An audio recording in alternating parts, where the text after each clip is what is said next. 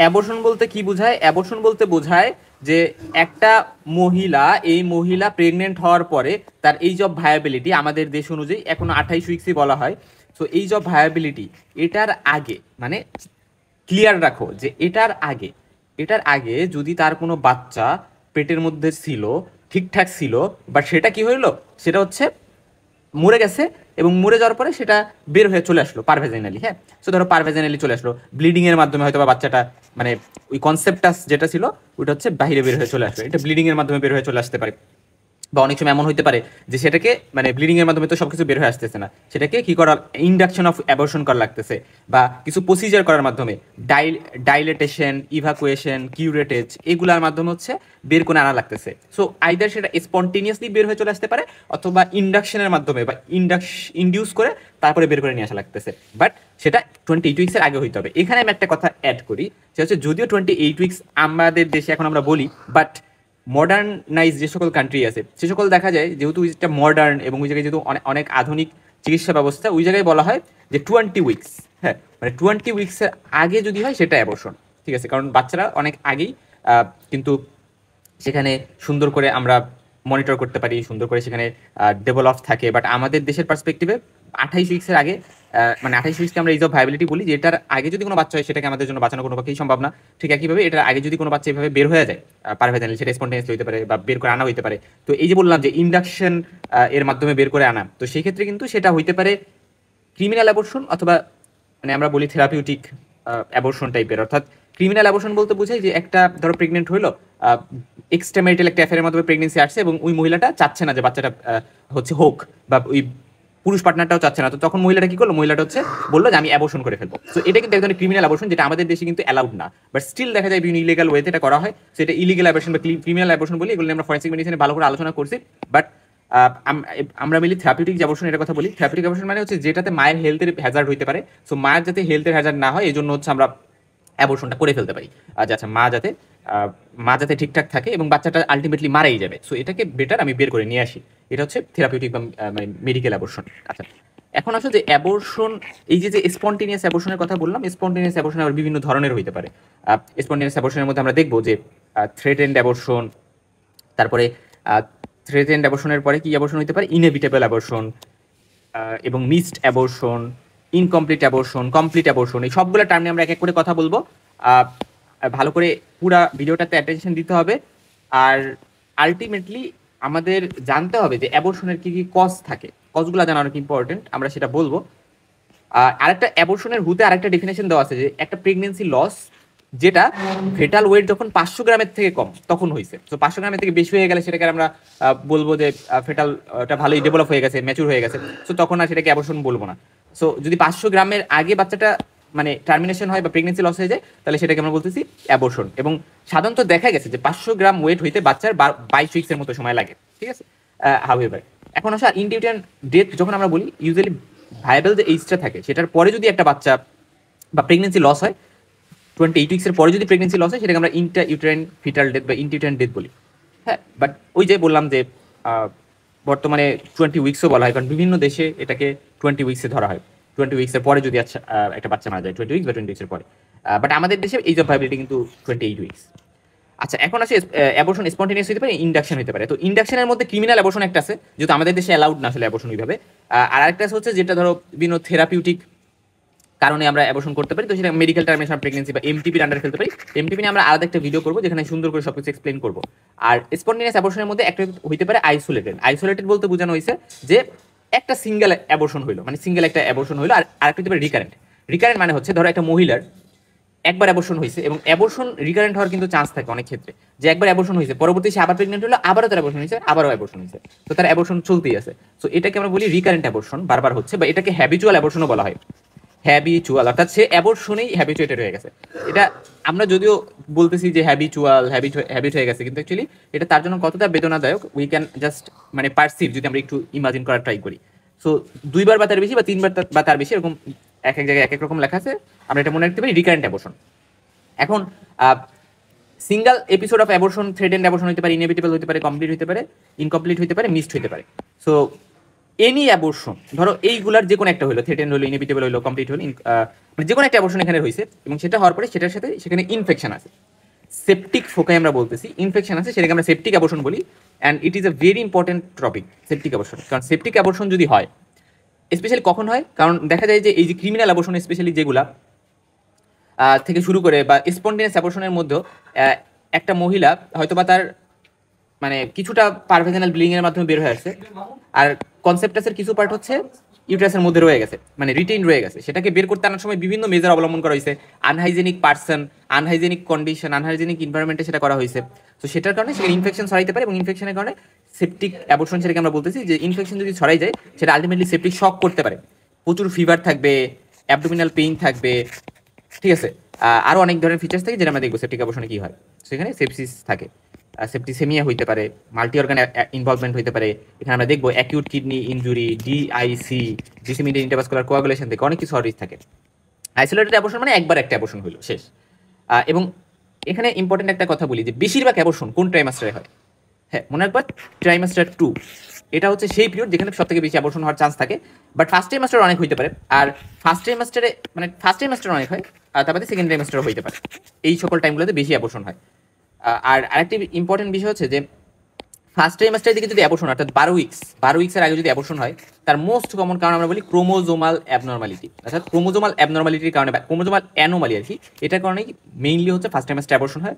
এবং তার মধ্যে অ্যানোইপোলয়েডি এটা সব থেকে মেজর রিজন, তারপরে ট্রাইসোমি, মোনোসোমি যেটা টার্নার সিনোম আমরা বলতেছি, এই সিকোয়েন্সে কিন্তু মানে সব থেকে বেশি অ্যানোইপোলয়েডি, তারপর ট্রাইসোমি, তারপর মোনোসোমি, তারপর হচ্ছে ট্রাইসোমি 16। সো এগুলা এই সিকোয়েন্সটা একটু মনে রাখতে পারো। আর রিস্ট্রাক্টের কি কি আছে, ধরো কারো প্রিভিয়াস হিস্ট্রি অফ অ্যাবর্শন আছে, তাহলে তার আবার অ্যাবর্শন হওয়ার চান্স থাকে, রিকারেন্ট অ্যাবর্শন, ম্যাটার্নাল এজটা যদি বেশি হয়, স্পেশালি 35-এর বেশি যদি হয়। এবং একটা ইম্পর্টেন্ট কথা যে ইনফেকশন কিন্তু রিকারেন্ট অ্যাবর্শন করে না, মানে ইনফেকশন হলে একটা মহিলার ধরো রুবেলা ইনফেকশন হলো, এখন রুবেলা ইনফেকশনের কারণে ধরো তার অ্যাবর্শন হলো, আমরা যে টর্স ইনফেকশনের কথা জানি, হ্যাঁ, এবার ধরো ইনফেকশনের কারণে তার কি হলো, রুবেলা ইনফেকশনের কারণে তার হচ্ছে অ্যাবর্শন হলো, বাট এটা যে রিকারেন্ট হবে কিন্তু, কারণ এটার বিরুদ্ধে ট্রিটমেন্ট না হলো, তারপর বডি অ্যান্টিবডি তৈরি হলো এবং সেটা কিন্তু প্রোটেকশন দিবে, এবং রিকারেন্ট অ্যাবর্শন কিন্তু সাধারণত ইনফেক্টিভ যে পজিটিভ অর্গানিজম থাকে সেটা একবারই অর্গানিজম করবে, সেটার কারণে যে বারবার অ্যাবর্শন হবে এরকম কিন্তু না। আচ্ছা, কনজেনিটাল সিফিলিসের এখানে আমরা একটা লয়ের কথা বলি, ক্যাসোউইটস ল। এটা মানে হচ্ছে যে কনজেনিটাল সিফিলিস এর ক্ষেত্রে প্রেগনেন্সিতে ফার্স্টবার সে প্রেগনেন্ট হইলো, ফার্স্টবার প্রেগনেন্ট হওয়ার পরে তার ধরো অ্যাবর্শন হইলো, মানে ব্যাপারটা এরকম যে প্রেগনেন্সিতে প্রগনোসিসটা number of pregnancies in syphilitic patient, অর্থাৎ ধরো ফার্স্ট ট্রাইমাস্টার অ্যাবর্শন হইলো, ঠিক আছে, পরের বার যে তার সেকেন্ড ট্রাইমাস্টার অ্যাবর্শন হবে, পরের বার যে তার ধরো থার্ড ট্রাইমাস্টার অ্যাবর্শন হলো, পরের বার মানে তখন তার অ্যাবর্শন বলা যায় না, মানে পরের বার যে ধরো তার স্টিল বার্থ হয়ে গেল, হ্যাঁ স্টিল বার্থ, পরের বার যে হয়তো বা তার প্রিটার্ম লেবার হয়ে গেল, মানে বিষয়টা হচ্ছে তার মানে কি সেকেন্ড প্রেগনেন্সিতে তার শুরুর দিকে অ্যাবর্শন হয় নাই, তারপর থার্ড প্রেগনেন্সিতে কিন্তু তার শুরুর দিকে অ্যাবর্শন হয় নাই, শেষ পর্যন্ত বাঁচছিল, ঠিক আছে, সো এবং আলটিমেটলি বাঁচছে। তো তার মানে কি যত প্রেগনেন্সি প্রসিড করতেছে তার অবস্থা ভালো হচ্ছে, ঠিক আছে। এবং স্টিল বার্থ এটা কিন্তু সিফিলিসে হয় অনেক বেশি হইতে পারে, হ্যাঁ, স্টিল বার্থ মানে একটা বাচ্চা যখন জন্মগ্রহণ করলো তখন আমরা দেখতেছি সে ডেড, সে মৃত, বাট হয়তো বা পেটের যখন ছিল তখন বেঁচেই ছিল, এরকম একটা বিষয়। এখন ট্রাইসোমি এটা হচ্ছে সব থেকে লিথাল যে ফর্মটা, সেটা হচ্ছে ট্রাইসোমি 16, আর সব থেকে বেশি ভাইবেল, অর্থাৎ একটা ট্রাইসোমির বাচ্চা যদি হয় তাহলে বাঁচার সম্ভাবনা সব থেকে বেশি হচ্ছে ট্রাইসোমি 21, ঠিক আছে। এটা একটা বিষয় আর কি, বাট এটাতেও দেখা যায় যে অ্যাবর্শন কিন্তু হয়ে যাইতে পারে। আর এইচআইভি কিন্তু অ্যাবর্শনও করে না, এইচআইভি থাকলে এটা কোনো বাচ্চার কনজেনিটাল অ্যানোমালিও করে না, ঠিক আছে। তো এইচআইভি ক্ষেত্রে এই জিনিসটা আমরা একটু মনে রাখতে পারি। রিকারেন্ট অ্যাবর্শন দেখা যায় যে 3 বা তার থেকে বেশি যদি কনজিকিউটিভ অ্যাবর্শন হয় 20 উইক্স মানে 28 উইক্সের আগেই, তাহলে সেটাকে আমরা রিকারেন্ট অ্যাবর্শন বলতেছি।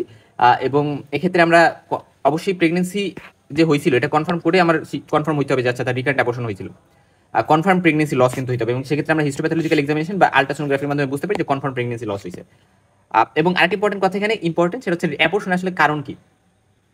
অ্যাবর্শনের কারণ এক তো বললাম যে ফার্স্ট ট্রাইমাস্টার যদি অ্যাবর্শন হয় তাহলে যে মানে ক্রোমোজোমাল যে অ্যানোমালি সেগুলো সব থেকে অ্যাসোসিয়েটেড, তা বাদে আরও বেশ কিছু কজ থাকতে পারে, যেমন এন্ডোক্রাইন কজের মধ্যে হাইপোথাইরয়েডিজম ভেরি ভেরি ইম্পর্টেন্ট, হ্যাঁ। সো সেকেন্ড ট্রাইমাস্টারে সব থেকে বেশি অ্যাবর্শন হয়, মানে ইউটেন কজ আর কি, ইউটেন কজের সব থেকে বেশি সেকেন্ড ট্রাইমাস্টার অ্যাবর্শন হয়, বাট কনজেনিটাল মানে ক্রোমোজোমাল অ্যানোমালিতে সব থেকে ফার্স্ট ট্রাইমাস্টার বিষয়। আর এন্ডোক্রাইন কজের কথা যদি বলি তাহলে হাইপোথাইরয়েডিজম, আনকন্ট্রোল ডায়াবেটিস কিন্তু অ্যাবর্শন করে না, আনকন্ট্রোল ডায়াবেটিসের কারণে হতে পারে, বা পলিসিস্টিক ওভারি সিনড্রোম এবং প্রোল্যাকটিন লেভেল বা হাইপারপ্রোল্যাকটিনিমিয়ার কারণেও কিন্তু হতে পারে। তার মানে কি আমার পেশেন্ট যদি আসে তার টিএইচএইচ, প্রোল্যাকটিন লেভেল এগুলো কিন্তু দেখতে হয়, কারণ এগুলো কিন্তু অ্যাবর্শনের রিস্ক বাড়াইতে পারে। সো আমরা যখন ফার্স্ট বুকিং ভিজিট আসবে, আমি এরকম হরমোনাল প্রোফাইলগুলো করতে পারি। কনজেনিটাল কজ হচ্ছে কনজেনিটাল ইউটেন কজেও তার অ্যাবর্শন হতে পারে, এবং এটা সেকেন্ড ট্রাইমাস্টার মোস্ট কমনলি ইউটেন কজের কারণে অ্যাবর্শন হয়। আর কনজেনিটাল কজের মধ্যে ধরো সেপ্টেটিভ ইউটেরাস আছে, এই ইউটেরাসের মানে সেপ্টা আছে, দুই ভাগে ভাগ হয়ে গেছে, বা বাইকর্নয়েড, হ্যাঁ ধরো এরকম বাইকর্নয়েড একটা ইউটেরাস। সো এইভাবে দুইটা কর্ণ হয়ে গেছে, এবং এটার ফলে ভিতরে জায়গা পাবে না বেশি, ধরো এখানে ইমপ্লান্টেশন হলো, বাচ্চা গ্রো করার জন্য জায়গা পাবে না, অ্যাবর্শন হয়ে যাবে। এবং আলটিমেটলি সেপ্টেটিভ ইউটেরাসের সেকেন্ড ট্রাইমাস্টার আর বাইকর্নয়েড ইউটেরাসে দেখা যায় ফার্স্ট ট্রাইমাস্টারে হতে পারে অ্যাবর্শন। আর অ্যাকোয়ার্ড কজের মধ্যে হচ্ছে যে ধরো সার্ভাইকাল ইনকম্পিটেন্স যদি থাকে, এটা কিন্তু অ্যাবর্শন একটা ইম্পর্টেন্ট কারণ, স্পেশালি সেকেন্ড ট্রাইমাস্টারে সার্ভাইকাল ইনকম্পিটেন্স দ্বারা মেবি সেকেন্ড ট্রাইমাস্টারে অ্যাবর্শন হয়। What is cervical incompetence? মানে হচ্ছে যে ধরো এই যে ইউটেরাস এবং এখানে ধরো সার্ভিক্স, তো সার্ভিক্সের আমাদের যে ইন্টারনাল অস থাকে, এই ইন্টারনাল অসটা নর্মালি তো ধরো ক্লোজ অবস্থায় আছে, তো এটা কি হলে ডাইলেটেড হয়ে গেল, অর্থাৎ সার্ভিক্সটা ডাইলেটেড হয়ে গেল, এবং ডাইলেটেড হয়ে দেখা গেল যে এখান দিয়ে ধরো এখানে যে জিনিসটা আছে, ইমব্রিওটা বড় হচ্ছে বা ফিটাসটা বড় হচ্ছে, সেটা কি হলো ডাইলেটেড হয়ে যাওয়ার কারণে, ইন্টারনাল অস ওপেন হয়ে ডাইলেটেড হয়ে যাওয়ার কারণে এটা বাইরে বের হয়ে সহজেই চলে আসবে। সো সার্ভাইকাল ইনকম্পিটেন্স, অর্থাৎ সার্ভিক্স যে নর্মালি একটা স্ফিংটারিক অ্যাকশন টাইপের, যেটা বের হয়ে আসতে দিবে না, সো ওই জিনিসটা থাকে না, লস্ট হয়ে যায়, ইনকম্পিটেন্ট হয়ে যায়, কাজের থাকে না আর। তারপরে ধরো ইউটারাসের মধ্যে এখানে সাবমিউকাস একটা ফাইব্রয়েড আছে, সেই সাবমিউকাস ফাইব্রয়েডের কারণে ইউটারাসের মধ্যে জায়গাতে প্রবলেম হবে, প্লাস ওই ফিটাসটা গ্রো করতে পারবে না, ফলে অ্যাবর্শন হয়ে যেতে পারে। অ্যাশারম্যান সিনড্রোম, ইউটারাসের মধ্যে এরকম বিভিন্ন ব্যান্ড অ্যাডহেশন এরকম তৈরি হয়েছে, সো তখন হচ্ছে অ্যাশারম্যান সিনড্রোমের কারণে কিন্তু এরকম হতে পারে। সো এই জিনিসগুলো আমরা একটু জানলাম যে এই কারণগুলো অ্যাবর্শনের জন্য দায়ী। ক্রোমোজোমাল অ্যানোমালিস হচ্ছে রিকারেন্ট অ্যাবর্শনও করতে পারে, এরা তো ফার্স্ট ট্রাইমাস্টারে অ্যাবর্শন করবে, এবং রিকারেন্ট অ্যাবর্শন 2 থেকে 3% ক্ষেত্রে করতে পারে। এটা আমরা একটু জানলাম। এখন কি কি ইনভেস্টিগেশন করতে হবে, এবং আমরা জানি যে যদি রিকারেন্ট অ্যাবর্শনের চিন্তা আমরা করি, তাহলে এই সকল কিছু দ্বারা রিকারেন্ট অ্যাবর্শন হতে পারে, ইউটেরাইন কজ, তারপর হচ্ছে এন্ডোক্রাইন কজ। এবং ইনভেস্টিগেশন কি করতে হবে, রিকারেন্ট অ্যাবর্শন সাসপেক্ট করলে ফার্স্টে 2টা অ্যাবর্শন কারো হয়ে গেছে, তারপরে আমি আসলে রিকারেন্ট অ্যাবর্শন চিন্তা করতে পারি, এবং সেক্ষেত্রে আমি third stimulating hormone, transvaginal sonography, specially uterine cause suspect করলে, তারপরে অ্যাপলা। এখানে খুবই একটা ইম্পর্টেন্ট কথা বলি যে অটোইমিউন যে কজ, তার মধ্যে অ্যান্টিফসফোলিপিড অ্যান্টিবডি সিনড্রোম, হ্যাঁ অ্যাপলা সিনড্রোম যেটা, এটার অ্যান্টিবডি টেস্টিং কিন্তু করতে হবে, কারণ এটাও একটা কারণ আমাদের অ্যাবর্শনের জন্য। তারপরে প্যারেন্টারাল ক্যারিওটাইপিংটা করতে হবে যে ক্রোমোজোমাল অ্যানোমালিসের জন্য, এবং বাট মনে রাখতে হবে যে টর্চের ইনফেকশনের জন্য, কারণ রিকারেন্ট ইনফেকশন টর্চ দ্বারা হবে না, এটা একবার হইতে পারে, ইনফেকশন দ্বারা একবার অ্যাবর্শন হতে পারে, রিকারেন্ট হবে না। তারপরে সিফিলিসের জন্য আমরা টেস্ট করতে পারি থ্রোম্বোফিলিয়া, এটার জন্য আমরা টেস্ট করতে পারি, কারণ থ্রোম্বোফিলিয়া দেখা গেছে মানে থ্রোম্বোসিসের রিস্ক বাড়াই দেয়, এবং থ্রোম্বোফিলিয়া মানে হচ্ছে মানে প্লাটিলেট কাউন্ট, যেটা প্লাটিলেট কাউন্টটা কি হয়েছে অনেক বেশি বেড়ে গেছে, ফলে থ্রোম্বোসিসের রিস্ক বেড়ে গেছে। এবং আলটিমেটলি দেখা যায় যে থ্রোম্বোফিলিয়া যাদের হয় তাদের ক্ষেত্রে ট্রোপোপ্লাস্টিক ইনভেশনটা ঠিকঠাক করে হয় না, হ্যাঁ এই জিনিসটা একটু মনে রাখতে পারে, এবং এটাও অ্যাবর্শন করতে পারে। সার্ভাইকাল ইনকম্পিটেন্স একটু কথা বলার আগে আমরা একটু অ্যাবর্শন নিয়ে কথা বলবো, যে অ্যাবর্শনের যে টাইপগুলো আছে ওই টাইপগুলো নিয়ে আমরা একটু জানবো। দেখো, থ্রেটেন্ড অ্যাবর্শন মানে হচ্ছে যে ধরো একটা মা, ওই মার মধ্যে যে বাচ্চাটা বড় হচ্ছে, ওই বাচ্চাটা মহিলাটা কমপ্লেন হচ্ছে তার পারভেজানালি একটু একটু ব্লিডিং হচ্ছে, ফ্রেশ ব্রাইট রেড ব্লাড বের হচ্ছে, এবং কিছুটা পেইন আছে, পার অ্যাবডোমিনালি হালকা পেইন আছে, লোয়ার অ্যাবডোমেন দিয়ে পেইন হচ্ছে, এবং তার হচ্ছে অ্যাবর্শন শুরু হয়েছে, অ্যাবর্শনের প্রসেসটা শুরু হয়েছে, কিন্তু ভিতরে যে মানে ফিটাসটা আছে সেটা কিন্তু বের হয়ে এখন আসেনি, ঠিক আছে। হয়তো বা এই যে ইমপ্লান্টেশন হয়েছিল, সো ইমপ্লান্টেশন এখান থেকে একটু ডিসলস হয়ে যাওয়ার কারণে এখান থেকে কিছু ব্লিডিং বের হচ্ছে পারভেজানালি, বাট প্রসেসটা যদিও শুরু হয়েছে, বাট তার কিন্তু ওই জিনিসটা বের হয়ে আসতেছে না, জাস্ট এই কিছু ফিচার যে অ্যাবডোমিনাল পেইন আছে আর কিছুটা পারভেজানাল ব্লিডিং আছে। এবং আমরা যখন তার পারঅ্যাবডোমিনাল এক্সামিনেশন করতেছি তখন আমরা দেখতেছি তার জেস্টেশনাল এইজের সাথে সাথে ইউটেরাসের যে বা ফান্ডাল হাইট যা হওয়া উচিত তার ততটুকুই আছে। সো এটা একটা বিষয়, এবং ইন্টারনাল লসটা ক্লোজই আছে, ইন্টারনাল লস ওপেন হয়ে যায়নি যে বের হয়ে চলে আসতে পারবে।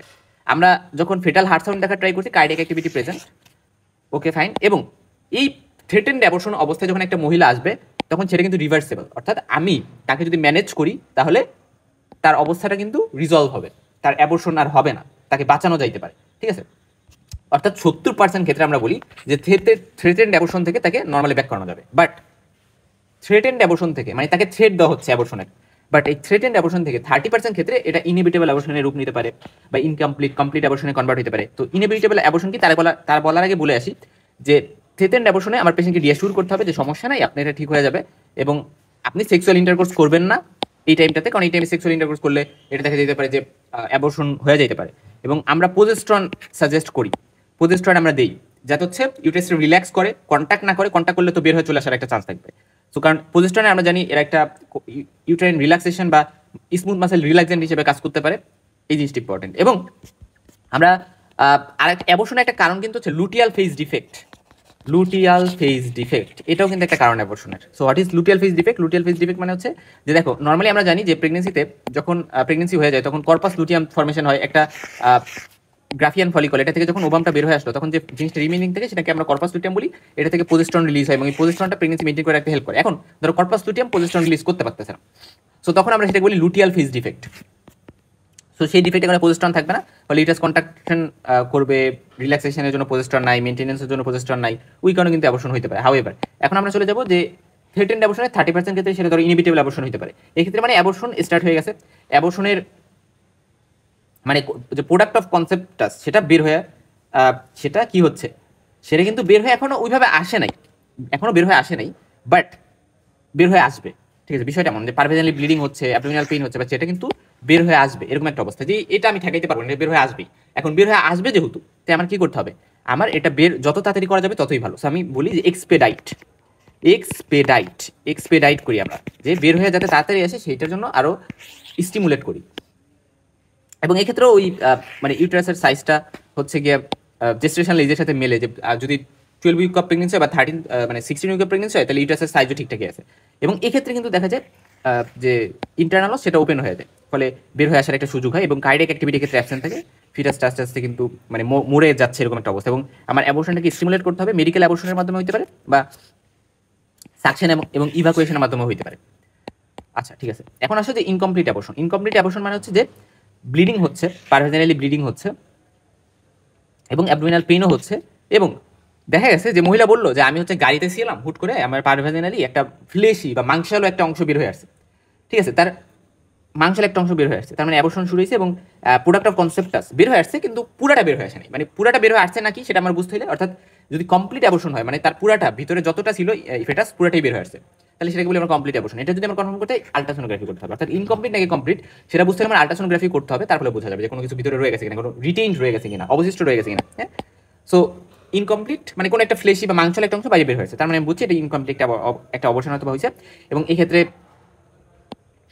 দেখা যায় যে কি হবে, যেহেতু একটা অ্যাবর্শন হয়ে গেছে, ইনকমপ্লিট অ্যাবর্শন, এবং এক্ষেত্রে তার যে জেস্টেশনাল এইজের সাথে তার ইউটারাসের যে সাইজ, সেটা হাইট অফ ইউটারাস কিন্তু মিলে না। প্যারাবেমিনাল এক্সামিনেশন দেখা যায় যে হাইট অফ ইউটারাস একটু ছোট হয়ে গেছে, জেস্টেশনাল এজ বেশি, 16 উইক্স প্রেগনেন্সি বাট আমি হয়তো বা 12 উইক্স প্রেগনেন্সি সাইজ পাই, সেরকম একটা বিষয়। এবং এক্ষেত্রে আমরা বলি ইন্টারনাল অস্টা ওপেন থাকবে এবং প্রোডাক্ট অফ যে কনসেপ্টটা সেটা বাইরে বের হয়ে আসছে, সেরকমও দেখা যেতে পারে যদি পেশেন্ট আর্লি আসে। এবং এই ক্ষেত্রে আমরা পেশেন্টের ভাইটাল মেনটেন করবো যাতে শক না হয়ে যায়। সো শক এক্ষেত্রে একটা ডেঞ্জারাস বিষয়, যে শক হয়ে যায় কিনা। সেক্ষেত্রে আমার যদি পেশেন্ট আসে শকের ফিচার থাকে, তাহলে আমি কী করবো, আইভি চ্যানেল ওপেন করবো, আমি পেশেন্টকে শকের ম্যানেজমেন্ট দেওয়া ট্রাই করবো এবং যত তাড়াতাড়ি অ্যাবর্শন পুরোটা করে দেওয়া ফেলা যায়, মানে আমি ত্বরান্বিত করবো, এক্সপেডাইট করবো। আচ্ছা, একটা ইম্পর্টেন্ট কথা হচ্ছে কমপ্লিট অ্যাবর্শন, যেটা কমপ্লিট অ্যাবর্শনের ক্ষেত্রে আমার নিজেই স্পন্টেনিয়াসলি পুরোটাই বের হয়ে গেছে। সেই ক্ষেত্রে পেশেন্টের ব্লিডিংয়ের হিস্ট্রি থাকবে, ব্লিডিংয়ের মাধ্যমে তো বের হয়ে চলে আসলো, এবং কনসেপ্টাসটাও বের হয়ে চলে আসছে, মানে কনসেপ্টাস বলতে ভিতরে যে ফিটাসটা ছিল সেটা বের হয়ে চলে আসছে। আচ্ছা, এটা গেল। এবং পেশেন্টের ইউটারাসের মানে হাইটটাও কম থাকবে জেস্টেশনাল এজে থেকে, এবং এক্ষেত্রে ক্লোজ হয়ে গেছে, মানে যেহেতু বের হয়ে চলে আসছে, এখন ইন্টারনাল অস ধরো ক্লোজ হয়ে গেছে, ইউটারাসটা আমি দেখলাম যে ইমপেটি ইউটারাস পাইছি আমি আলট্রাসোনোগ্রাফি করে, এবং পেশেন্টকে রিঅ্যাসিওর করতে হবে। এবং আমি যদি আরিস এবং বাচ্চাটা যদি আরিস পজিটিভ হয় আমরা বলি যে, আর মা যদি আরিস নেগেটিভ হয় আর কি, তাহলে আমরা অ্যান্টিডি ইঞ্জেকশন দিতে পারি। আচ্ছা, এখন আসলে যে মিসড অ্যাবর্শন, এটা খুব ইম্পর্টেন্ট, এটা খুবই স্ট্রাঞ্জ একটা বিষয়। মিসড অ্যাবর্শন মানে হচ্ছে যে, এবং এটা ইউএসজি বেস ডায়াগনোসিস করা হয় আমরা, কারণ মহিলা কমপ্লেন নিয়ে আসবে যে তার কোনো সমস্যা নেই, তার হচ্ছে গিয়ে কি, তার পেটের মধ্যে মানে সে কোনো নওশিয়া ভমিটিং হচ্ছে না, মানে আগে নওশিয়া ভমিটিং হইতো, এখন কোনো নওশিয়া ভমিটিং হয় না, প্রেগনেন্সির যে ম্যানিফেস্টেশনগুলো সেগুলো নাই। তার কাছে মনে হয় যে সে বাচ্চার যে মানে মুভমেন্ট সেটা সে ফিল করতে পারতেছে না পেটের মধ্যে। আবার হচ্ছে আমরা যদি মানে একটু ইউটারাসের হাইটটা দেখার ট্রাই করি, জেস্টেশনাল এই জন্য যে ইউটারাসের হাইটটা আমি ঠিকঠাক পাচ্ছি না, হাইটটা মনে হচ্ছে কমে গেছে, তার প্রেগনেন্সি হচ্ছে 16 উইক্স, বাট হাইটটা আমি হয়তো 12 উইক্সের পাচ্ছি মনে হচ্ছে। এবং মহিলাটা এর তেমন কোনো সমস্যা হচ্ছে না, পারভেজানাল কোনো ব্লিডিংও হচ্ছে না, বাট হইলে ম্যাক্সিমাম যেটা হয়েছে তার একটা ব্রাউনিশ ডিসচার্জ হয়েছে। সো এটা হয়েছে, তো মহিলা কমপ্লিটলি ফাইন।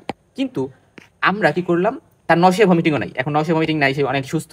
এটা কি অনেক মানে সেই আমাদের জন্য অনেক কি বলে সুখের একটা বিষয়? অবশ্যই না, কারণ এটা যেটা হইতে পারে, আমরা যদি ইউএসজি করি, আমরা ইউএসজি করে দেখতে পারি যে এই মহিলার হচ্ছে মিসড অ্যাবর্শনের ফিচারগুলো থাকতে পারে। সো মিসড অ্যাবর্শনের ফিচারগুলো কি কি?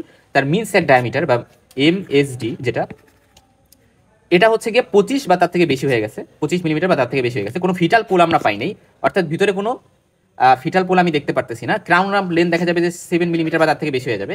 কার্ডিয়াক অ্যাক্টিভিটি অ্যাবসেন্ট আছে, এবং কার্ডিয়াক অ্যাক্টিভিটি হচ্ছে আগে প্রেজেন্ট ছিল কিন্তু এখন অ্যাবসেন্ট, বিষয়টা এমন আর কি। হ্যাঁ, আর এই ক্ষেত্রে তার মানে কি, বাচ্চা ভিতরে মরে গেছে। এবং এই যে একটা বিষয়, এটা খুবই স্যাডেন্ড একটা বিষয়, কারণ সে কিন্তু ঠিকঠাক আছে, তার কোনো প্রবলেম নাই, তার মায়ের কোনো ফিচার নেই, বাট বাচ্চা ভিতরে মরে আছে। এখন কথা হচ্ছে কেন এরকম হইলো, এটা মায়ের কোশ্চেন থাকবে যে তাহলে আমার বাচ্চা এমন কেন হইলো।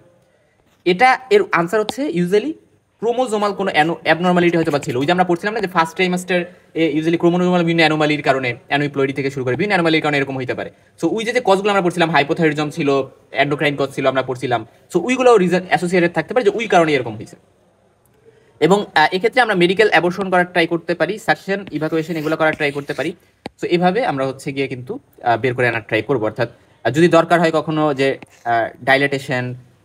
ডাইলেটেশন মানে কি, যদি আমরা দেখি যে মানে ইন্টারনাল অসটা ওপেন না থাকে, তাহলে আমরা সেটাকে ওপেন করতে হবে, সার্ভিক্সটা ডাইলেট করতে হবে, সেটাকে আমরা বলি ডাইলেটেশন। তারপর হচ্ছে ইভাকুয়েশন মানে আমি নিয়ে আসবো, এবং কিউরেটেজ মানে হচ্ছে একটা কিউরেট আমরা ইউজ করি, এটা আর কি।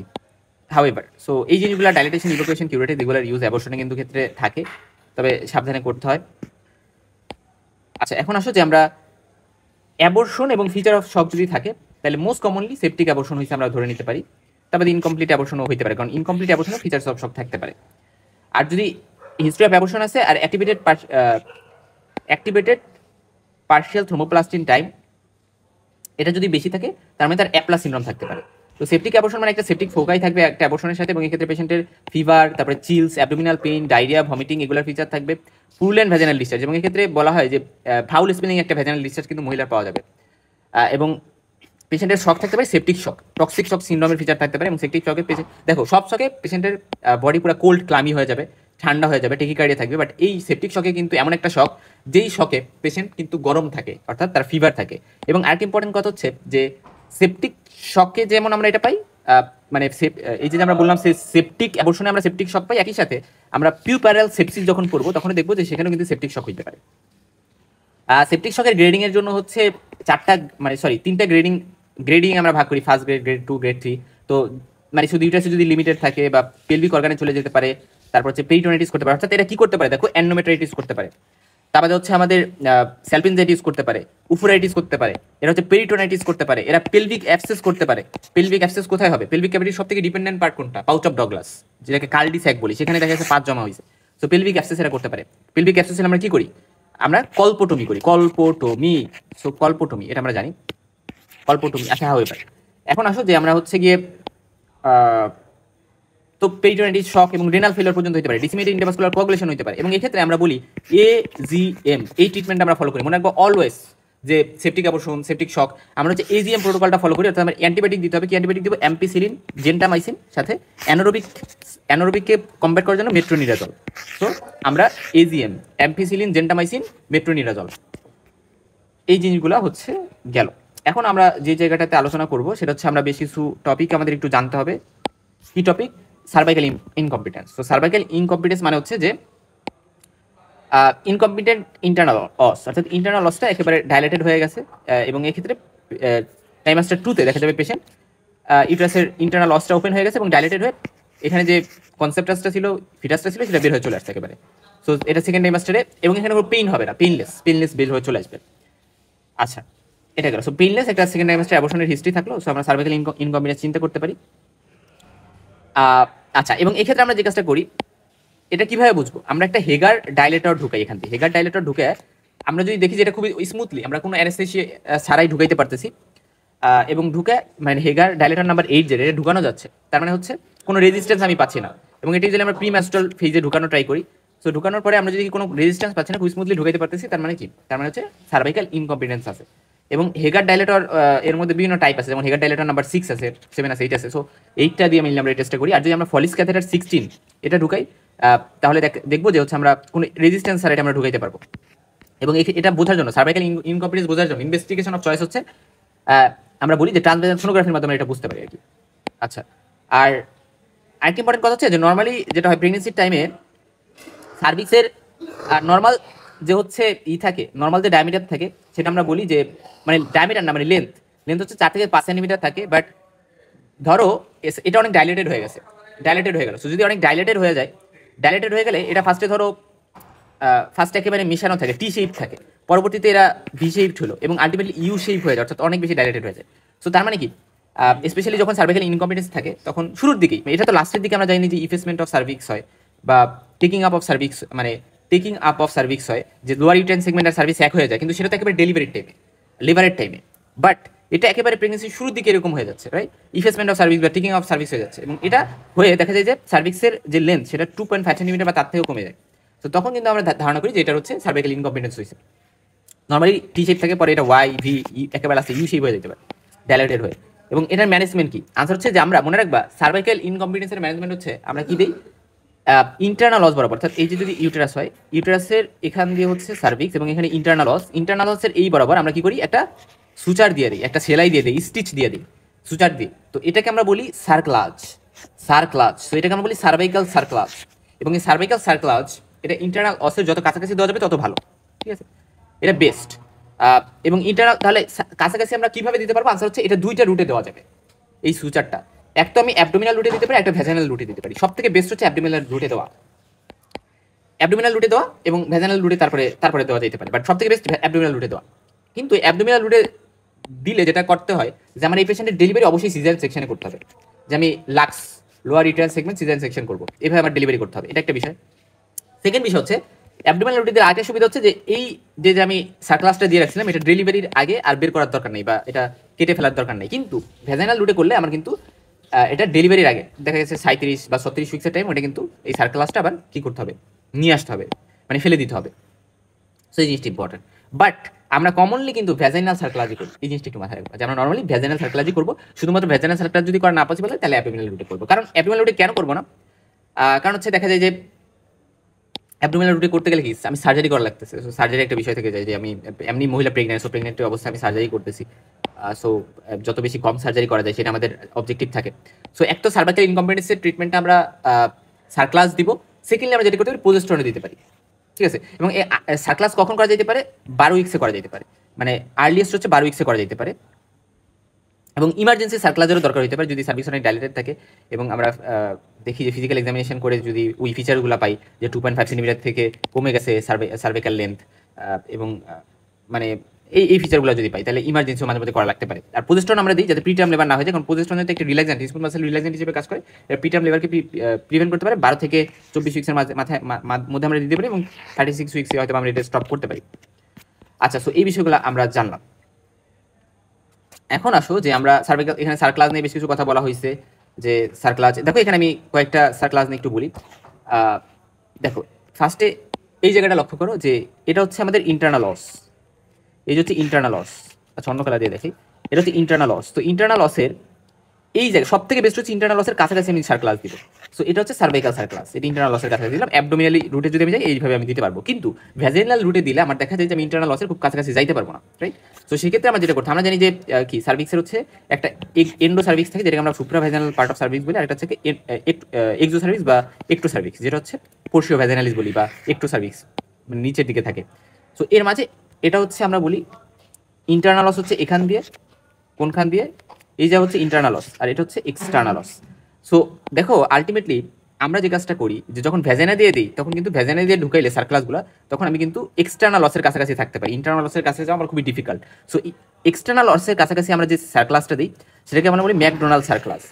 তারপরে তার থেকে আরেকটু উপরে যদি আমরা দিই, মানে আমরা আরেকটু উপরে যাইতে পারছি, তাহলে শিরোৎকার সার্কলাস। সো নামগুলো একটু মনে রাখো, কি কি সার্কলাস আছে? ম্যাকডোনাল্ড সার্কলাস, শিরোৎকার সার্কলাস। তার বাদে যদি একেবারে কাছে দিতে পারি তাহলে সেটা তুই যে অ্যাবডোমিনাল রুটের মাধ্যমে দিতে পারবো ইন্টারনাল লসের কাছাকাছি। সো সেটাকে আমরা বলি এই যে ইন্টারনাল লস, রাইট? এই যে ইন্টারনাল লস, সো এটাকে আমরা বলি ট্রান্স অ্যাবডোমিনাল সার্কলাস। Okay fine. সো এই জিনিসগুলো আমাদের মোটামুটি জানলে হচ্ছে।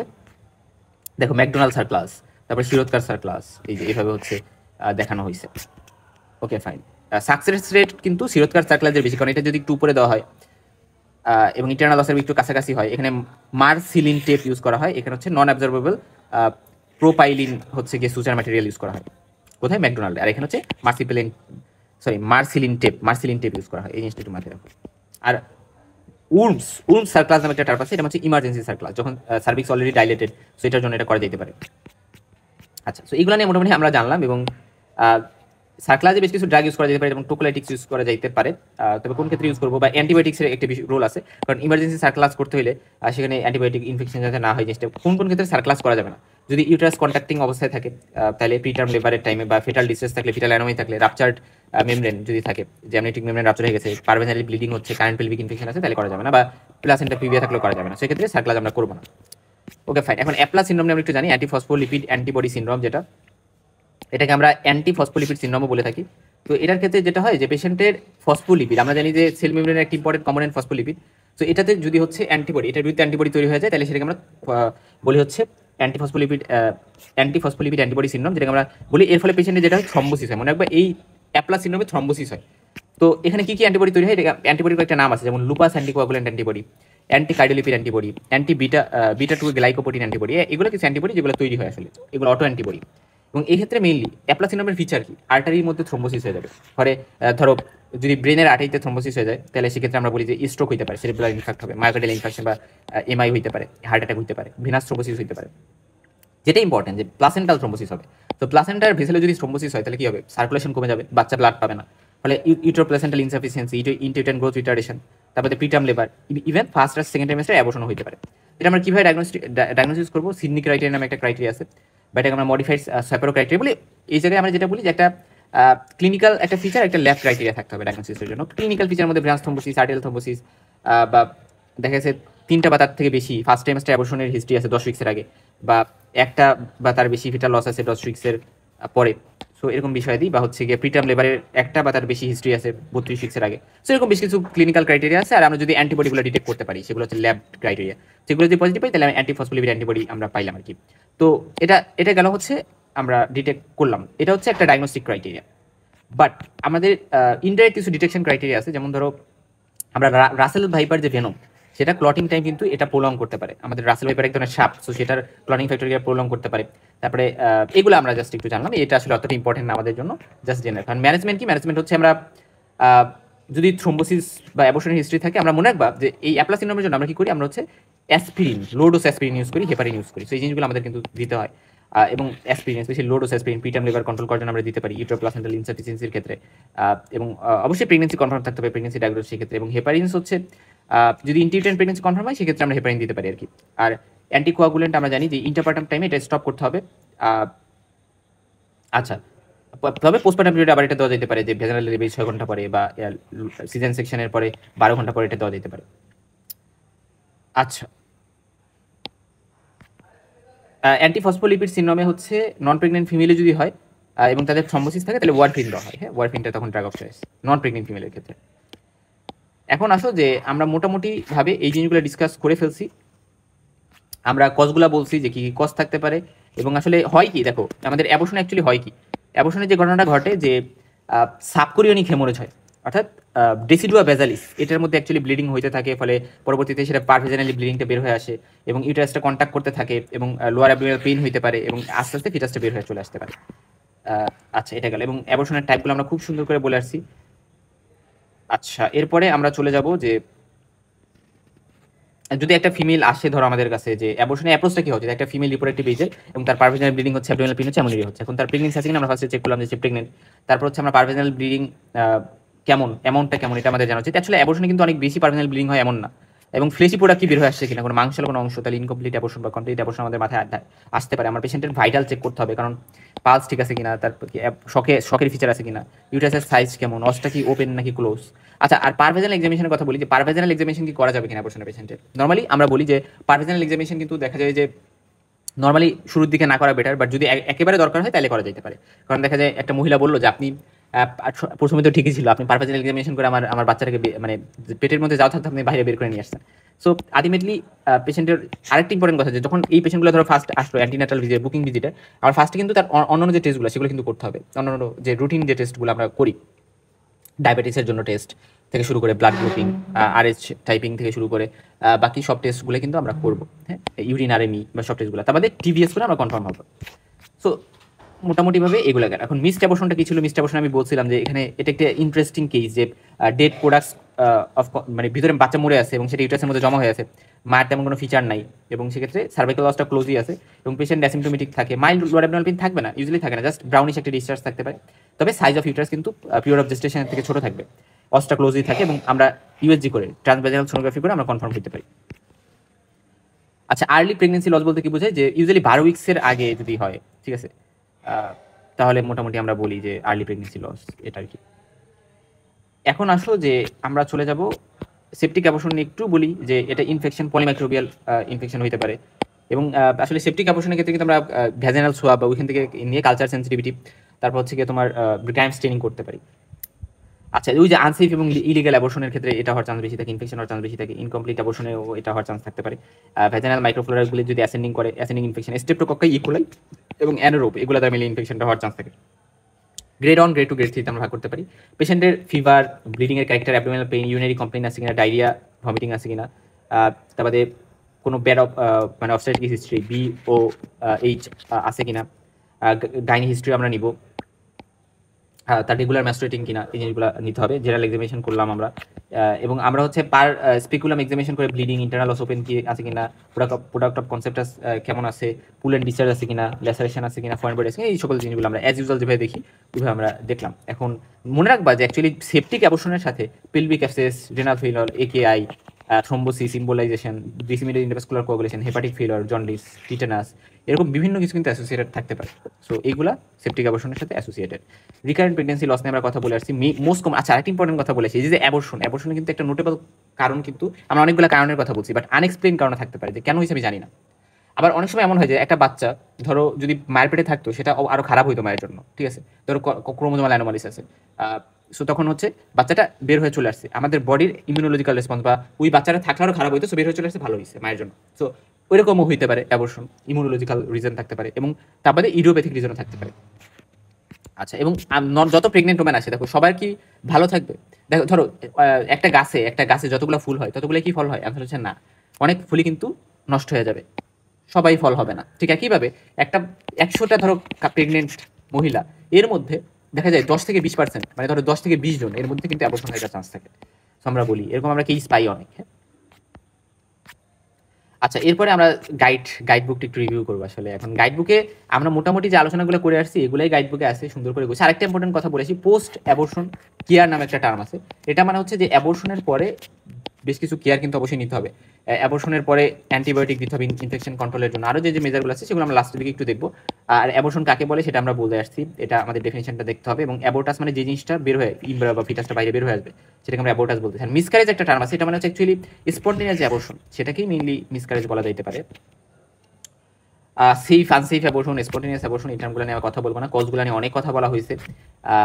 জেনেটিক ফ্যাক্টর একটা ইম্পর্টেন্ট রোল প্লে করে আসলে ফার্স্ট ট্রাইমাস্টার অ্যাবর্শনে। আর তার বাদে জেনেটিক বলতে ক্রোমোজোমাল অ্যানোমালিগুলা থেকে শুরু করে লুটিয়াল ফেজ ডিফেক্ট নিয়ে কথা বলে আসছি, thyroid anomaly, hypothyroidism, specially diabetes, uncontrol diabetes mainly. হ্যাঁ, আচ্ছা, এখন দেখো এই যে আমরা এখানে একটা টার্ম বলা আছে যে ব্লাইটেড ওভাম, এই কথাটা আমরা বলে আসছি আমাদের অফসের যে শুরুর দিকে লেকচার, ওখানে বলা হয়েছে যে ব্লাইটেড ওভাম বলতে কি বোঝায়, যে এখানে আমি কোনো ফেটাল পোল পাই নাই, ফেটাল পোল কিন্তু আমরা পাই নাই কোনো, অর্থাৎ where there is no visible fetal tissue in gestational সাইকের মধ্যে আমি কোনো ফেটাল টিস্যু পাইনি, এবং এটা একটা সোনোলজিক্যাল ডায়াগনোসিস, এবং ফেটাল পোল এখানে অ্যাবসেন্ট, এবং জেস্টেশনাল সাইক আমি পাইছি যেটা ডায়ামিটার 3 সেন্টিমিটার অথবা মোর, এবং এক্ষেত্রে আমরা ইউরাসটা ইভাকুয়েট করতে হবে যদি আমরা ডায়াগনোসিস করতে পারি, এটাই আর কি। কমপ্লিকেশন অফ অ্যাবর্শন কি হতে পারে? অনেক বেশি হেমোরেজ হতে পারে, সেপসিস হতে পারে, ইনফেকশন হতে পারে, অ্যাশারম্যান সিনড্রোম হয়ে যেতে পারে, ইউটাসের মধ্যে অ্যাডহেশন তৈরি হয়ে যেতে পারে, ইউটাস পারফোরেশন হয়ে যেতে পারে, এবং ধরো ফেলোপিয়ান টিউবে এরকম বিভিন্ন অ্যাডহেশন হতে পারে, ফলে ইনফার্টিলিটির প্রবলেমটা থাকতে পারে, এবং ইমোশনাল ডিপ্রেশন হতে পারে। কারণ মহিলা যখন অ্যাবর্শন হয় সে খুবই প্যারার মধ্যে থাকে, খুবই মানে টেন্স থাকে যে আমার বাচ্চা হচ্ছে না, এবং এই মহিলাদের এত বড় সমস্যা যে একবার যদি হয় পরে আরও রিপিট হতে থাকে, যেমন একটোপিক প্রেগন্যান্সি, একবার একটা মহিলার হইলে তার আবারও রিপিট হতে পারে, ঠিক আছে। আচ্ছা, এবং কি অ্যাবর্শনের ডেথ কেন হয়? এক তো হিমোরেজের কারণে, শকের কারণে ডেথ হতে পারে, আর একটা হচ্ছে পেরিটোনাইটিস হতে পারে, স্পেশালি সেপটিক অ্যাবর্শনে, তারপরে septic shock, acute renal failure, thrombophlebitis. হ্যাঁ, এই জিনিসগুলো থাকতে পারে। আর ফার্স্ট ট্রাইমাস্টার হচ্ছে কজ কি, মানে আচ্ছা, এখানে একটা ইম্পর্টেন্ট কথা যে আর্লি প্রেগনেন্সি ব্লিডিং, এরকম একটা টার্ম আছে, আর্লি প্রেগনেন্সি ব্লিডিং, এর কজ কি, এটা কিন্তু ধরে অনেক সময় পরীক্ষায়। তো ফার্স্ট ট্রাইমাস্টারে যদি ব্লিডিং হয় সেটার কারণ হতে পারে অ্যাবর্শন, এটা মোস্ট কমন, 95% কারণ অ্যাবর্শন। তারপরে ectopic pregnancy, specially rupture ectopic pregnancy যেটা, তারপরে আইডেন্টিটি ফর মোল বা মোলার প্রেগনেন্সি যেটা, ইমপ্লান্টেশন ব্লিডিং বা লো লাইং প্লেসেন্টা যদি থাকে, এগুলো হতে পারে। তারপরে যদি প্রেগনেন্সির সাথে ভাস্কুলার ইরোশন থাকে বা ভেরিকোজ ভেইন রাপচার হয়েছে, ম্যালিগনেন্সি বা পলিপ, ঠিক আছে, ধর সার্ভিক্যাল একটা পলিপ আছে, তাহলে এটা সো এইগুলো কারণেও হতে পারে। সো তার মানে কি, যদি বলে এটা খুব ইম্পর্টেন্ট কোশ্চেন যে আর্লি প্রেগনেন্সির কারণ, আর্লি প্রেগনেন্সি ব্লিডিং এর কারণ বলো, তখন এই কারণগুলো অবশ্যই বলতে হবে, খুব ইম্পর্টেন্ট।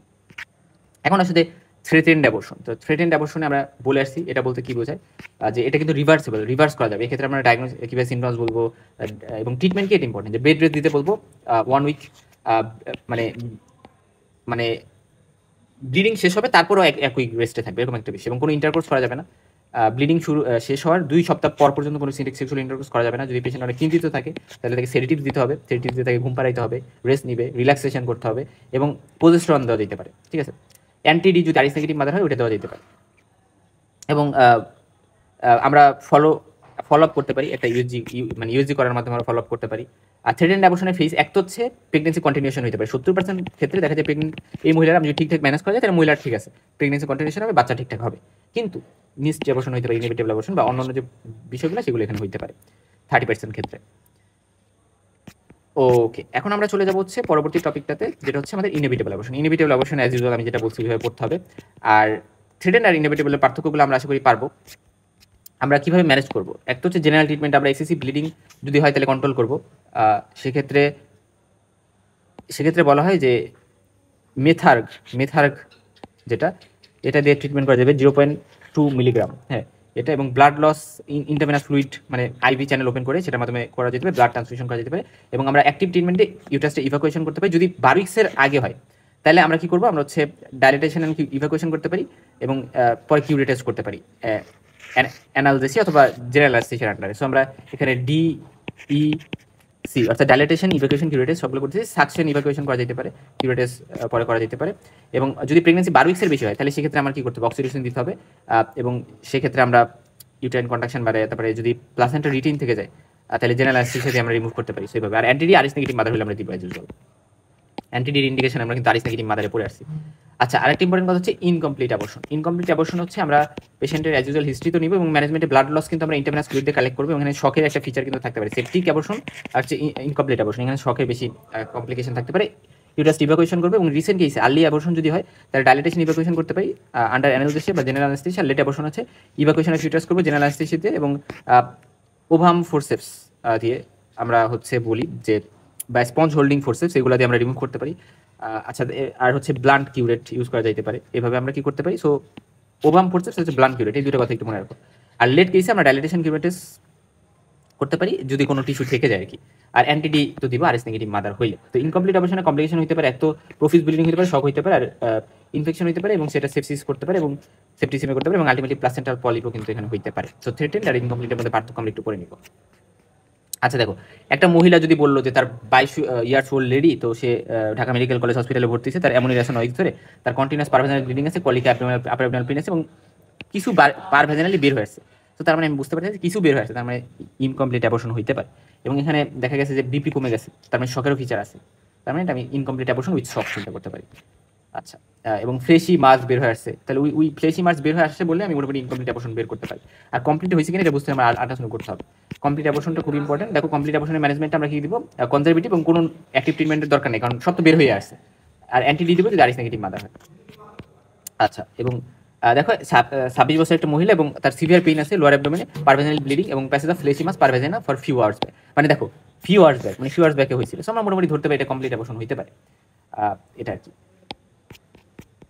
আচ্ছা, মিসড অ্যাবর্শনের ক্ষেত্রে পেশেন্টের হিস্ট্রিটা খুব এটার কজ কি হয়, আননোন বা ইডিওপ্যাথিক কজ থাকে। তারপরে থ্রেটেন্ড অ্যাবর্শনের যে কনসিকুয়েন্স সেটা হিসেবে হতে পারে মায়ের যদি ডায়াবেটিস থাকে, হাইপোথাইরিজম থাকে, জেনেটিক বা কমজোমাল অ্যাবনর্মালিস থাকে, সেগুলো আছে।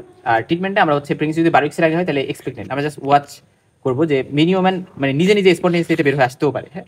সো সেটাও একটু দেখবো, ওয়েট অ্যান্ড ওয়াচ, হ্যাঁ এরকম। আর মেডিকেল ম্যানেজমেন্টের মধ্যে মিসোপ্রোস্টল আরেকটি ইম্পর্টেন্ট কথা, খুব ইম্পর্টেন্ট। দেখো, মিসড অ্যাবর্শনে আমাদের যে এই যে আমরা ইউটেরাইন কন্ট্রাকশন করবো বা ইন্ডাকশন অফ অ্যাবর্শন করবো, সেটার জন্য আমরা মিজোপোস্টাল ইউজ করি। ইন্ডাকশন অফ লেবার আমি মিজোপোস্টাল ইউজ করি। সো মিজোপোস্টাল খুবই ইউজড একটা ড্রাগ এবং মিজোপোস্টাল আরেকটা ইউজ আছে, এত induction of labour, induction of abortion এগুলোতে ইউজ করতে পারি। তারপরে এটা পোস্টপার্টাম হয়ে যায় ইউজ করা হয়। তো তো পোস্টপার্টাম হেমোরেজের ইউজ আছে। সো এটা গেল। এখন 800 মিলিগ্রাম পোস্টেরিয়র ফর্নিক্সের দেয় এবং এটা 24 ঘন্টা পর আবার রিপিট করে যদি দরকার, এবং সার্জিক্যাল সাকশন, ইভোকেশন, ডাইলেটেশন, ইভোকেশন এগুলো করা যেতে পারে। আর বারিক্সের পরে যদি হয় তাহলে সেক্ষেত্রে মিজোপোস্টাল ইন্ডাকশন দেওয়া যেতে পারে। মিজোপোস্টাল হচ্ছে এটা ভালো। আর মানে স্টার্ট আমরা মিজোপোস্টাল দিয়ে করি, অক্সিটোসিন দিতে পারি পরবর্তীতে। আর সার্জিক্যাল হচ্ছে ডাইলেটেশন, ইভোকেশন করা যেতে পারে। যদি সার্ভিক্স সফট হয়ে যায় মিজোপোস্টাল এখানের সাথে ইউজ করা যেতে পারে, অথবা মেকানিক্যাল ডাইলেটর ইউজ করে এটা করা যেতে পারে। আর অ্যান্টিডি আরএস নেগেটিভ মাদার দিব। সো দেখো আলটিমেটলি আমরা সব জায়গায় অ্যান্টিডি আরএস নেগেটিভ মাদারে কিন্তু দেওয়ার কথা বলতেছি। মিস্টারবোশনের কমপ্লিকেশন হিসেবে মায়ের অনেক ডিপ্রেশনে চলে যেতে পারে, যেমন কোনো প্রবলেম, বাচ্চার ভিতরে মরে গেল, ইনফেকশন হতে পারে, ডিআইসি হতে পারে, ইউটেরাইন ইনার্শিয়া, ইউটারাসে বাচ্চার কোনো মুভমেন্ট বোঝা যাচ্ছে না, ইউটারাসটা কন্ট্যাক্ট করতেছে না, ইনার্শিয়া হয়ে গেছে, প্লাসেন্টার ভিতরে রয়ে গেছে, পোস্টপার্টাম হেমোরেজ হচ্ছে, সেরকম বিভিন্ন লেবার টাইমে কমপ্লিকেশন থাকতে পারে। আচ্ছা, দেখো এই আমাদের একটা কেস হিস্ট্রি দিল, যে কি হিস্ট্রি দিল, যে একটা প্রাইমারি গ্রেভিডা যার হচ্ছে complaint of loss fetal movement. So fetal movement সে বুঝতেছে না 7 দিন ধরে, 12 উইকস অফ প্রেগনেন্সি। তারপর হচ্ছে ধরো অ্যামোনিয়া 4 মাস ধরে, এবং স্লাইড ব্রাউনিশ কথাটা মাথায় বলছে, এবং প্রেগনেন্সির কোনো সাইন সিমটমস নাই, তারপরে আমি ধরে নিয়েছি কি হবে। 12 উইকস অফ প্রেগনেন্সি এবং স্লাইড ভেজানাল ব্লিডিং আছে। ইউএসজিতে দেখা গেল যে একটা 10 উইকস নন ভাইবল, মানে বাচ্চাটা বেঁচে নেই আর, তার মানে missed abortion. 20 weeks of pregnancy এবং এক্সামিনেশন করে আমি দেখলাম যে 16 উইকস সাইজ এবং internal of close, cardiac pulsation absent, তার মানে মোটামুটি ধরে নিচ্ছি এটা মিসড অ্যাবর্শন। এবং ফান্ডাল হাইট ও কমে গেছে, রাইট? তার pregnancy 20 weeks, but fundal height 16 weeks, তো মিসড অ্যাবর্শন। সেভাবে আমি বুঝবো। সেপটিক অ্যাবর্শন খুব ইম্পর্টেন্ট। এটা কি দ্বারা হতে পারে? অ্যানারোবিক, যেমন ব্যাকটেরিয়াস, অ্যানারোবিক অ্যাস্ট্রোবাগে, ক্লোস্ট্রিডিয়াম, ওয়েলচি, টিটানি, ইকোলাই, ক্লেপসিয়ালা, স্টাফিলোকক্কাই, সিরোমোনাস, এগুলো দ্বারা হতে পারে। এবং মিক্সড ইনফেকশন বেশি কমন, যে পলিমাইক্রোবিয়াল, অনেকগুলো মাইক্রোঅর্গানিজম দ্বারা একসাথে হচ্ছে। প্যাথোজেনেসিস কীভাবে হতে পারে? যে ইনফেকশন সাধারণত ফার্স্টে কনসেপ্টটা যেটা ওই জায়গায় ইনফেকশনটা আছে, পরবর্তীতে সেটা সরে বিভিন্ন জায়গায় কিন্তু যাইতে পারে, এটা আমরা জানি। সেটা উফোরাইটিস, সেলফেনজাইটিস, আরও কত কিছু করতে পারে। এটা খুব ইম্পর্টেন্ট, মনে রাখবা। এখান থেকে এটা খুব ভালো ইম্পর্টেন্স যে তোমার পড়তে হবে। ইনভেস্টিগেশনে কী কী দিব? যে সার্ভাইকাল বা হাইভেজানাল সব দিব, গ্রাম স্টেনিং করবো, কালচার সেন্সিভিটি করবো, এবি ব্লাড গ্রুপিং করবো, সিবিসি করবো। কারণ সিবিসি করলে আমরা বুঝতে পারবো লিউকোসাইটোসিস থাকবে, এবং হিমোগ্লোবিনটা আমরা এখানে দেখবো। ইউরিন আরএমই করবো, কালচার সেন্সিভিটি করবো, ইলেকট্রোলাইট করবো, বাইকার্বনেট যদি লো থাকে তাহলে সেই জিনিসটা আমরা একটা ধারণা দেবো। কোয়াগুলেশন প্রোফাইল দেখবো, যে ফাইব্রিনোজেন লো আছে কিনা। তারপর ব্লাড কালচার সেন্সিভিটি করবো। ব্লাড কালচার কেন করবো? সেপ্টিসিমিয়া হয়ে গেছে কিনা এটা দেখার জন্য। আল্ট্রাসোনোগ্রাফি করতে পারি, পেলভিস অ্যাবডোমেন, প্লেন এক্সরে করতে পারি, যে যদি বায়োল ইনজুরি আছে বা চেস্ট অ্যাটেলেক্সিস হয়েছে কিনা, হবে পারে এই সকল কারণে। এখন আসলে ট্রিটমেন্টে আমরা হসপিটালাইজেশন করবো, পেশেন্ট আইসোলেশন করবো, বেড রেস্ট দিব, ক্লিনিক্যাল গ্রেডিং করবো, সুন্দর করে সবকিছু করবো, এবং specific management grade 1, grade 2, grade 3 এভাবে আমরা ম্যানেজ করি। তো গ্রেড 1 এর ক্ষেত্রে আমরা যে কাজটা করি, আমরা বলছিলাম যে শুধু ইউটারাস এটা লিমিটেড আছে, সেটা গ্রেড 1। তার মানে আমরা অ্যান্টিবায়োটিক অ্যাম্পিসিলিন, ওই যে এজিএমটা দিব, বেট্রোনিডাজল, এগুলো দিলাম। জেন্ডামাইসিন বা সেপ্ট্রিকজন দেওয়া যায়, আমরা জেন্ডামাইসিনের কথা মনে রাখবো। আচ্ছা, এবং তারপরে এখানে অ্যানালজেসিক্স, সেডেটিভস, ব্লাড ট্রান্সফিউশন লাগলে দিব। গ্রেড 2 এর ক্ষেত্রে আমরা অ্যান্টিবায়োটিক্সও দিব, তারপরে অ্যানালজেসিক্স, এবং দেখা যায় যে ব্লাড ট্রান্সফিউশন অ্যাডুকুয়েট অ্যামাউন্টে দেওয়া লাগলে, এবং নাথিং পার ওরাল, অর্থাৎ ওরালি কিছু দিব না, প্যারেন্টারাল নিউট্রিশন দিব যদি পেলভিক পেরিটোনাইটিস প্রেজেন্ট থাকে, হ্যাঁ তাহলে। এবং পোস্টিরিয়র কলপোটমি করা যেতে পারে যদি হচ্ছে পেলভিক অ্যাবসেস থাকে। কলপোটমি যে বললাম যে কার্ডিস্যাক থেকে হচ্ছে আমি কী করবো, পাস বের করে নিয়ে আসবো। গ্রেড 3-তে হচ্ছে জেনারেলাইজ পেরিটোনাইটিস হয়ে গেছে, অ্যান্ডোটক্সিক শক হয়ে গেছে, রেনাল ফেলিওর হয়ে যাচ্ছে, তো নাথিং পার ওরালি কিছু দিব না, নেজোগ্যাস্ট্রিক সাকশন দিব, প্যারেন্টাল নিউট্রিশন দিব, আইভি ফ্লুইড দিব, অ্যান্টিবায়োটিক তো দিবই, ব্লাড ট্রান্সফিউশন দিব, এবং অ্যান্ডোটক্সিক শকের ম্যানেজমেন্টটা করতে হবে। এবং সার্জারি, ল্যাপ্রোটমি করবো যদি হচ্ছে কনজারভেটিভ ট্রিটমেন্টে কাজ না করে, ঠিক আছে। এবং টেম্পারেচার দেখা যায় মোটামুটি 38 ডিগ্রি সেন্টিগ্রেড বা 100.4 ডিগ্রি সেন্টিগ্রেড এর থেকে বেশি বা এর সমান থাকবে 24 ঘন্টা বা তার বেশি সময় ধরে। এবং পুরুলেন্ট, অফেন্সিভ বা আমরা বলি ফাউল স্মেলিং একটা ভেজানাল ডিসচার্জ থাকবে, লোয়ার অ্যাবডোমেনে পেইন টেন্ডারনেস থাকবে। এবং 3টা গ্রেডে আমরা এটাকে ভাগ করি। সার্জারি কখন করবো? স্পেশালি গ্রেড 3-তে যখন কনজারভেটিভ ট্রিটমেন্টে কাজ করতেছে না সেই সকল ক্ষেত্রে আমরা, এবং বায়োল ইনজুরি সাসপেক্ট করলে, এবং পুরা রেনাল ফেলার হয়ে গেছে, সো যখন আসলে আমার একেবারে কিছু পারতেছি না আমি, তখন আমি এটা করতে পারি। অর্গান ডিসফাংশন হিসেবে কীভাবে বুঝবো? যে হাইপোটেনশন অনেক বেশি, অলিগিউরিয়া হয়েছে, সো থ্রোম্বোসাইটোপেনিয়া, হাইপারবিলিরুবিনিমিয়া, সো অনেক ফিচারগুলো এখানে থাকতে পারে। এটা এখন কমপ্লিকেশন কি হতে পারে, এটা সব থেকে বেশি ইম্পর্টেন্ট। সো এই জিনিসটা আমাদের খুব ভালো করে পড়তে হবে, যে হেমোরেজ হতে পারে, তারপরে পেলভিক অ্যাবসেস, পেরিটোনাইটিস, অ্যান্ডোটক্সিক শক, রেনাল ডিসমিনেট ইন্টারভাস্কুলার কোয়াগুলেশন, রেনাল ফেলিওর। তারপরে এখানে একটোপিক রিমোট কিছু কমপ্লিকেশন থাকতে পারে, যেটা অনেক পরে হতে পারে, অনেক দুর্বলতা, pelvic pain, dyspareunia, ectopic pregnancy, pelvic inflammatory disease, tuboovarian mass হতে পারে, সেকেন্ডারি ইনফার্টিলিটিও হতে পারে, রাইট? সো প্রিভেনশন কীভাবে করবো এই জিনিসগুলো একটু পড়তে হবে। আচ্ছা, সো দেখো একটা মহিলা তার হচ্ছে অ্যাবর্শন আছে, হাই ফিভার আছে, সো মোটামুটি সেপ্টিক অ্যাবর্শন আমরা বুঝেই গেছি। তো এইভাবে এই কেসগুলো আমরা একটু করে নিব। দেখো আমরা এভাবে আলোচনা করলাম। এখন রিকারেন্ট অ্যাবর্শন নিয়ে আমি অনেক কথা বলছি, সার্ভাইকাল ইনকম্পিটেন্স নিয়ে আমি অনেক কথা বলছি, সেগুলো আর কথা বলবো না। আর সার্ভাইকাল ইনকম্পিটেন্স আমরা ম্যানেজমেন্ট কীভাবে করবো আমরা বলে আসছি, যে সার্ভাইকাল সার্ক্লাজ আমরা দিতে পারি, শিরোৎকার, তারপরে ম্যাকডোনাল্ডস এরকম সার্ক্লাজ আছে, এবং নন অ্যাবজর্বেবল সুচার দিতে পারি, এবং ইন্টারনাল লসের কাছাকাছি দেওয়া বেটার, এবং এটা সাধারণত 14 উইক্সে দেওয়া যেতে পারে, বা 12 উইক্সও দেওয়া যেতে পারে যদি দরকার হয়, ইভেন 10 উইক্সও দেওয়ার কথা বলা হয়। তো দরকার অনুযায়ী এটা দেওয়া যেতে পারে। চিরোৎকার ম্যাকডোনাল্ডস এবং সাকসেস রেট 80 থেকে 90%। হ্যাঁ, এটা আমরা দেখলাম। আচ্ছা, তার বাদে এই শিরোৎকর অপারেশন নামে একটা অপারেশন আছে, এটা হচ্ছে সার্ভিক্যাল সার্কুলাস, যেটা হচ্ছে আমরা রিকারেন্ট অ্যাবর্শন ট্রিটমেন্টে দিই। নন অ্যাবজর্বেবল সুজার আমরা ইন্টারনাল লসের কাছে ডাইরেক্ট করি, এটা আমরা অ্যাবডোমিনাল ভ্যাজানাল দুইটা রুটে দিতে পারি। পোস্ট অ্যাবর্শন কেয়ার এটা আমাদের জানা লাগবে, যেটা মানে হচ্ছে যে অ্যাবর্শনের পরে পেশেন্টের অবশ্যই কেয়ার নিতে হবে, কারণ ম্যাটার্নাল মর্টালিটি মরবিডিটি যাতে কমে এবং আনওয়ান্টেড প্রেগনেন্সি এবং অ্যাবর্শন যাতে কমে এবং রিপ্রোডাক্টিভ হেলথ সার্ভিস এটা আসলে প্রত্যেকটা ওম্যানের একটা মানে কি বলে তার অধিকার যে তাকে পোস্ট অ্যাবর্শন কেয়ার দিতে হবে, পেশেন্টকে কাউন্সিল করতে হবে এবং ওম্যান মানে ওম্যানের প্রতি কি হতে হবে, যে ওম্যানের প্রতি ইমপ্যাথেটিক হইতে হবে, যে আমি ওম্যানকে ফিল করতে পারতেছি, তাকে আমি ভালো করে ট্রিটমেন্ট দিব, আমি হচ্ছে অত জাজমেন্টাল হব না, এবং অ্যাবর্শন এবং রিলেটেড কমপ্লিকেশনগুলো ট্রিটমেন্ট দিব, এবং পেশেন্ট কোন কন্ট্রাসেপটিভ ইউজ করবে, ফ্যামিলি প্ল্যানিং কি হওয়া উচিত, বাচ্চা তার যে রিকারেন্ট অ্যাবর্শন থাকে এখন সে পরবর্তী বাচ্চা কখন ট্রাই করতে পারে, কিভাবে নিতে পারে, এই জিনিসগুলো সম্পর্কে আইডিয়া দিতে হবে। এবং কমিউনিটি এবং সার্ভিস প্রোভাইডার পার্টনারশিপ সাথে তাদের সাথেও পার্টনারশিপ করতে হবে ডক্টরের। ওভারঅল সবাই মিলে একটা পোস্ট অ্যাবর্শন কেয়ার কিন্তু মেকশিওর করতে হবে, এতে অ্যাবর্শনের পরে ডেথ এবং কমপ্লিকেশন এগুলো সব কিছু কিন্তু কমানো যায়। এবং এটা সবার একটা কম্প্রিহেন্সিভ বা একটা ইন্টিগ্রাল কাজ, সবাই মিলেমিশে করতে হবে।